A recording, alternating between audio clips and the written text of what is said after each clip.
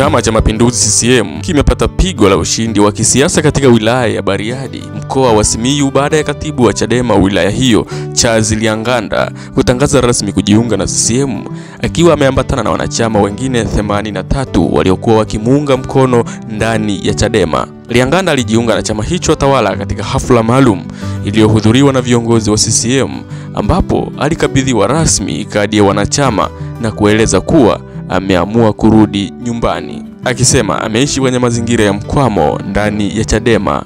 Nilizaliwa kwenye familia ya wanachama wa CCM na kwa muda mrefu nimekuwa nikihisi mashaka ndani ya Chadema.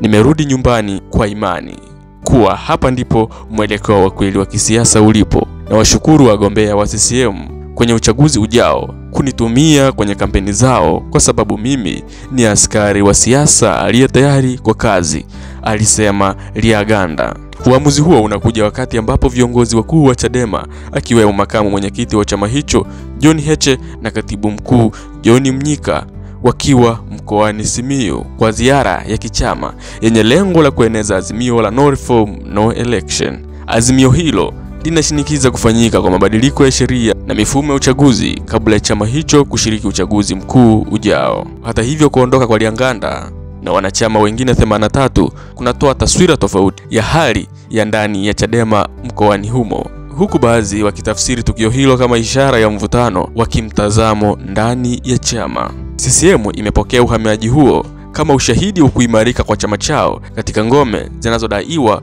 kuwa za upinzani, hasa katika kipindi hiki cha maandalizi ya uchaguzi mkuu. Wakati Chadema ikiendeleza msimamo wake wa kutoshiriki uchaguzi bila mageuzi, viongozi wa CCM wameendeleza kueleza kuwa Tanzania iko tayari kwa uchaguzi wa kidemokrasia bila masharti.